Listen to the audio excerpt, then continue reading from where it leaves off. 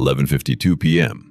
The third-floor hallway of Lexington Institute of Mathematics was eerily silent, broken only by the squeak of a janitor's cart bumping against the cold ceramic tiles.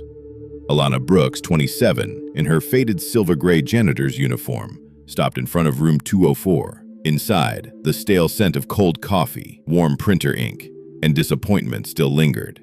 A group of renowned professors had just exited the room after 14 hours of mental warfare with a math problem that had defied every attempt at solution. They had no idea that the woman now bending to wipe the floor was about to rewrite the history of mathematics with a single piece of white chalk. Alana was born in a migrant housing block on the south side of Detroit, the kind of place that didn't exist on most maps, where the local corner store only sold two kinds of milk, expired and almost expired. Her father left when she was 10. Her mother, a night shift nurse, worked until dawn, her eyes always swollen and red, but still managed to tuck a sandwich into her daughter's lunchbox every day. From a young age, Alana had an unusual gift. She could hear the logic hidden in seemingly meaningless things: the drip of a leaky faucet, the rhythm of footsteps on the sidewalk, the spiral of falling leaves in Fibonacci sequence. All of it formed patterns in her mind, harmonious and precise. In high school, she shattered every math record, but also shattered her dream of college the day the tuition letter came. No scholarship, no money. So she came to Lexington Institute, not as a student, but as a janitor. Every night, while scientists dozed off over their papers or gave televised lectures about theories they didn't fully understand themselves, Alana walked quietly through the classrooms, collecting scraps, wiping whiteboards, and quietly auditing the universe. Some nights she would sit on the cold floor, open her empty lunchbox, and try solving the equations professors had abandoned, like solving a crossword puzzle to forget her hunger. She had no teachers, no textbooks, just an old phone and a mind starving for knowledge. And on this night, like every other, she rolled her cleaning cart into room 204, unaware that the whiteboard in front of her was about to become destiny. It was filled with the monstrous Goldmere Equation, a mathematical beast that had defeated both Stanford and MIT. Solving it meant unlocking a $100 million grant from the Applied Optimization Fund. But to Alana, that wasn't nearly as important as the egg sandwich still warm in her pocket. She looked at the board, her eyes sharpened. "Too complicated," she whispered. "You're all looking at it wrong." She picked up a small piece of chalk, left over from the night before, and began to write. Stroke by stroke, as simple as a high school problem, it took 6 minutes. She wiped her hands on her pants, turned, and walked away. No one saw. No one knew her name.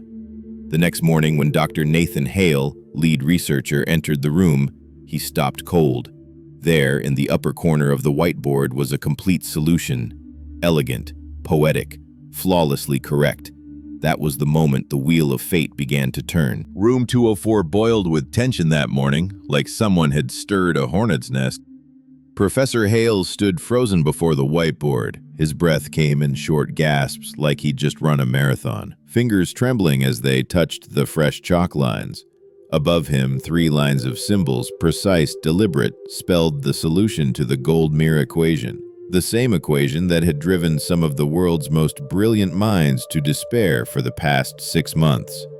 "This can't be real," he whispered. "This can't be coincidence." Within minutes, the entire research team was summoned. Then, security. "Pull surveillance from last night, 11 p.m. until dawn," Hale ordered, voice tight like a wire about to snap. Hours later, in the security office, a 9-minute clip played back in absolute silence. The ceiling camera showed a figure in gray janitor's clothes entering the room, head lowered, hands on a mop. But instead of going to clean, she walked to the board.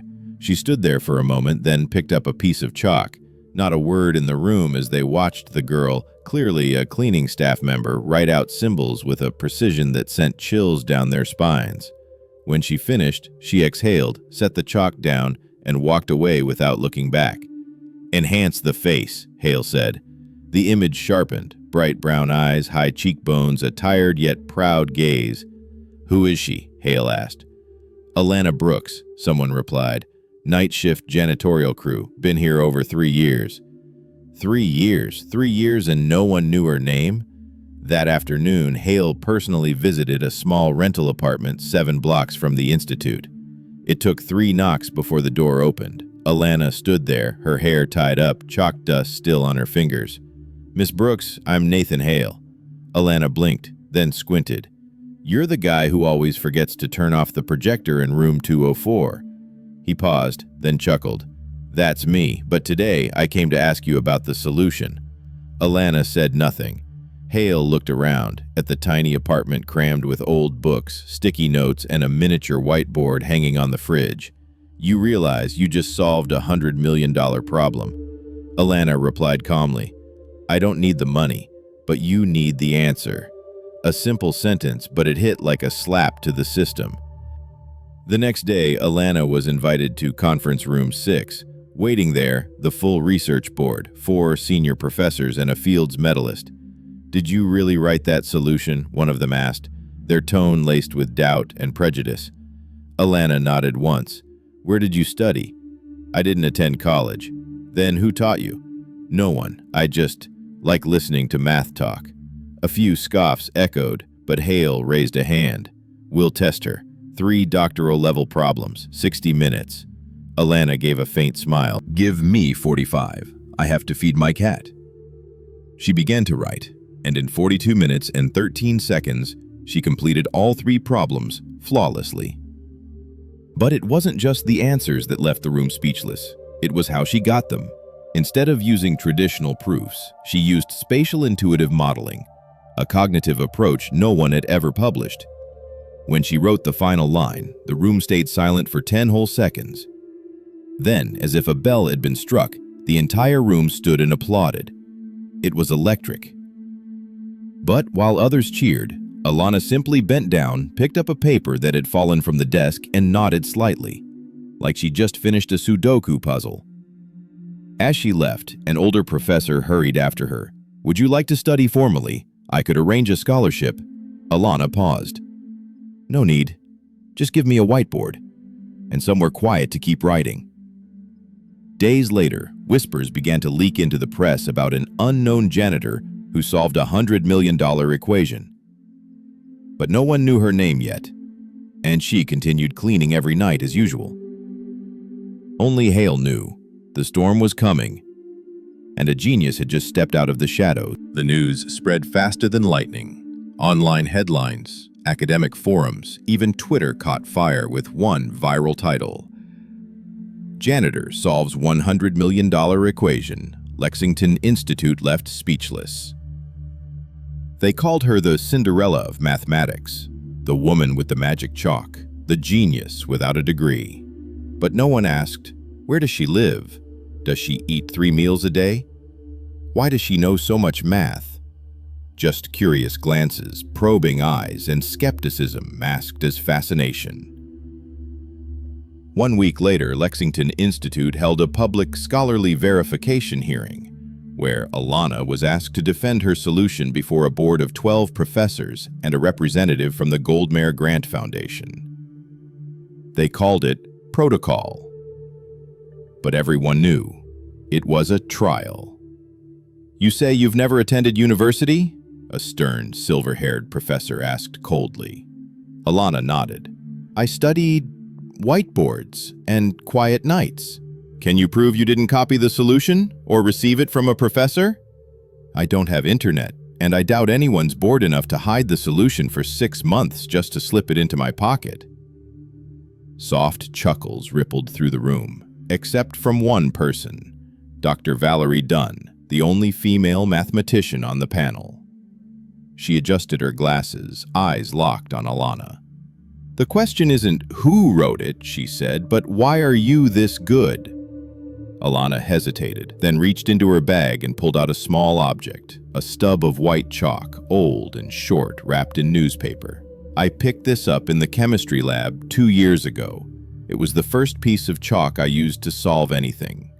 The room went silent, not because of the chalk, but the reverence with which she held it, as if it were sacred. The exam began.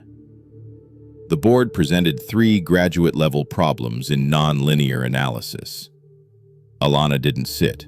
She stood to write. Each stroke was fast, clean, not rushed, but confident. Every line drawn seemed to unlock a deeper rhythm inside her, a silent machinery turning. Then, halfway through, a voice cut in. "Wait!" The rear doors swung open. A man in a gray suit stepped forward.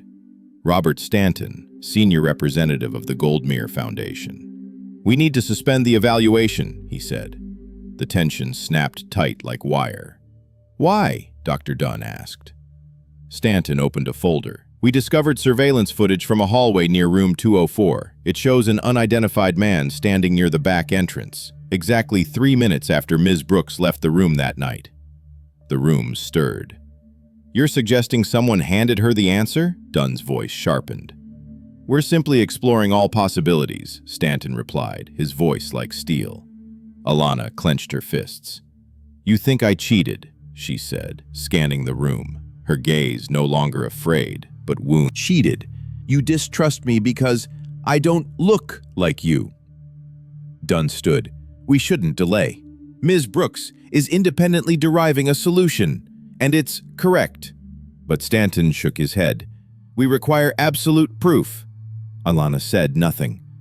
Instead, she slowly pulled out a mini whiteboard, the kind kids use in school, its plastic edge chipped from age.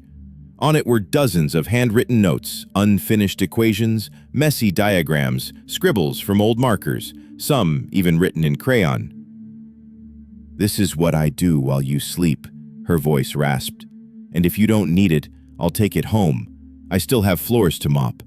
She packed up the board, folded her coat. The room held its breath, and then Dr. Dunn stepped forward, knelt down, and bowed before her. "You don't need to prove anything else, Alana," she said, voice trembling. "I was once you, dismissed, doubted, told that someone like me couldn't belong here, but you're better than I ever dreamed to be." She rose, turned to the board. "If this institution rejects her, it's not her credibility that will be lost. It's ours." Room 6 still echoed with the shockwave of applause following Alana Brooks' stunning solution. But Robert Stanton, the Goldmere Foundation's representative, didn't clap. He rose slowly, footsteps heavy as he approached the lectern. From his briefcase, he drew a thick stack of grayscale documents. "To be perfectly honest," he said, his voice calm, too calm, "we anticipated something like this might happen, so we came prepared, with verification protocols." He placed a still image from a surveillance recording on the projector. It showed the hallway outside room 204, time-stamped 11:59 p.m. An older man in a baseball cap stood silently near the door. 3 minutes after Alana Brooks exited, and if she doesn't remember this encounter, then I'm afraid we cannot accept this as a mere spontaneous act of genius. The air thickened. Alana remained silent. Professor Dunn frowned. "What exactly are you implying, Mr. Stanton?" "We suspect she may have been handed the solution. The man in this footage was once spotted at an international mathematics conference, a former research assistant, previously investigated for plagiarism." His voice didn't rise, but it didn't need to. The implication alone drew murmurs from the board. Then Alana stood, calmly. She reached into her canvas tote and pulled out her battered mini whiteboard, chipped at the corners, ghosted with chalk smudges. "If you want a solution no one could have possibly handed me," she said quietly, "then give me a problem none of you have published." Silence fell. Even Stanton blinked. But after a moment's hesitation, he nodded. "I have a draft, an unpublished equation developed by the Hamilton-Klimnitz Research Group." He pulled out a sealed envelope. "You'll have 60 minutes. No phone, no aides, no external boards." Everyone watched again. Alana stood at the whiteboard. This time, there was no applause, no warmth, no pity. Just a girl, a piece of chalk, and a blank surface. 56 minutes later, she laid the chalk down. Stanton walked to the board himself. He read the solution in silence. Line 1, his brow furrowed. Line 3, he was silent. Line 6, he let out a long breath. "You're not only correct," he said finally, You've simplified a model that took our team 3 months to stabilize." The room erupted, but Stanton didn't leave. "Nonetheless," he added, "the man in the footage still needs to be identified. The risk of the initial solution being leaked—" "No," Dunn cut in. She reached into her handbag and pulled out another file. "We've already investigated independently. The man is Kenneth Lowe, a contracted maintenance worker assigned to fix the hallway light that night, under maintenance order number 389, signed by building management." Stanton froze. Dunn continued, voice unwavering. "But more importantly, he was once a volunteer teacher at a local math summer camp. He taught Alana her first algebra class when she was 15. Stanton looked up sharply. They haven't spoken since. But he kept one thing: her handwritten essay on Fibonacci sequences, the one he used to apply for a scholarship on her behalf. It was denied. Dunn placed a folded letter on the table. And that night, he only stood there because he recognized her handwriting on the board. 3 minutes, just long enough to smile. She pointed to the letter's closing line. "I never taught her to solve equations, but she taught me that every seed needs light, and sometimes all it takes is a single piece of chalk." Stanton lowered his head. He had no more arguments. The board reached a unanimous decision. Not only was the Goldmere solution validated, but Alana Brooks was granted full research funding, a special doctoral scholarship, a keynote invitation to the International Mathematics Congress, and an honorary seat on the advisory board. But Alana merely offered a soft smile and shook her head. "I didn't come for a degree," she said. "I came because I was once hungry and wished I had a seat at a desk." She pulled out her phone, showing a photo. A group of children learning math on a Detroit sidewalk, writing equations with charcoal on pavement bricks. "I'll use this recognition to build them a school." The last time the media saw Alana Brooks, she was cutting the ribbon at a free educational center in Detroit named the White Chalk Project. In a letter she later sent to Lexington Institute, she wrote only one line: "Give the chalk to the ones who've never been allowed to hold it." A light rain drizzled over the rusted tin roofs of West Detroit. 7th Street looked the same, one-brick sidewalks, tangled power lines like cobwebs, but today something was different. A brand new sign stood tall, its white paint fresh and bright against years of city dust. The White Chalk Project, Community Math Center, free for underprivileged children. No colorful banners, no stage speakers, but the sound of small feet filled the air, flip-flops, hand-me-down sneakers, even bare toes, all carrying one thing in common: wonder in their eyes. Alana Brooks stood inside the freshly painted room, once an abandoned storefront. On the wall behind her, she had mounted her old mini whiteboard, still stained with chalk, its corner chipped. It wasn't decoration, it was a reminder. Every time she looked at it, she remembered that night, 11:52 p.m., an empty hallway in Lexington Institute. A nameless woman with a mop who picked up a piece of chalk and rewrote her own fate. Now, she no longer scrubbed floors for others, she cleaned the board for her students. She sat down and opened her first class. "Do you know why we study math?" she asked, eyes sweeping across the wide-eyed children. A little boy answered, "To pass exams?" Alana chuckled and nodded. "That too, but there's more." She turned the board and wrote, "Why do leaves fall without chaos?" A girl answered, "Because the wind?" "That's true, but sometimes it's because of math." And so the lesson began. No curriculum, no projector, just her, a piece of white chalk, and children who'd never been told they had the right to understand the universe. At the same time, thousands of miles away at the International Mathematics Congress in Paris, Dr. Nathan Hale stepped onto the stage. In his hand was a printed copy of the Goldmere solution, signed in the corner by Alana Brooks, her handwriting slanted, simple, like the woman herself. He looked out over a sea of scholars, professors, and researchers. We often ask, how do we create a genius? Then he shook his head. But perhaps the better question is, how do we make sure we don't lose them before they've even touched their first piece of chalk? Alana had declined the invitation to attend. She didn't care for flashbulbs. She didn't feel at home in front of cameras. She chose to stay with the children who reminded her of herself. One day during a break between lessons, an older woman walked into the center, long coat, silver hair, and a neat bun, a black velvet cloth in her hands. "Professor Dunn," Alana gasped, rising to her feet. Dunn smiled. "I should be calling you Professor. I don't have a degree. You don't need one. Your students are the finest diploma I've ever seen." Dunn placed something on the table.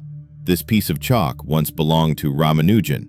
It was passed to me by an Indian professor at a conference in 1989. I believe it's time to pass it again.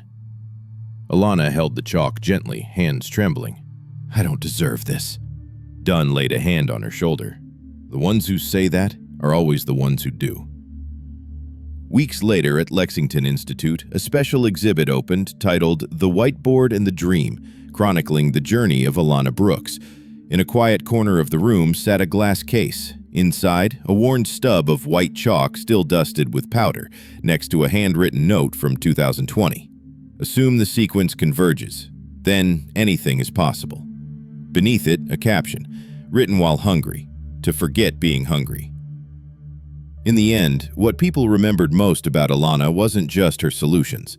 It was the words she left behind in a rare local TV interview aired only once. "I used to be invisible, but that's okay. Some dreams need to be nurtured in the dark. And one day, when you pick up the chalk, you'll realize the light has always been waiting on the other side of the board." The story of Alana Brooks reminds us that brilliance often blooms in silence, far from the lecture halls and ivory towers. It teaches us that opportunity isn't always about access. It's about perseverance, about choosing curiosity over comfort and purpose over pride. Alana didn't ask for recognition. She asked for a chance to learn, to question, to solve. And when the world doubted her, she didn't raise her voice. She raised her chalk. Her journey proves that the most extraordinary minds are not always born in privilege, but in persistence. This isn't just a tale about a math problem. It's about dismantling the walls that keep talent hidden and voices unheard. The true equation she solved wasn't on a board, but in our hearts, the sum of belief, struggle, and light. So if this story moved you, even just a little, please take a moment to like, share, and subscribe to our channel. Your support helps us bring more hidden stories like Alana's to life. And trust us, the next one might just leave you in tears or smiling through them.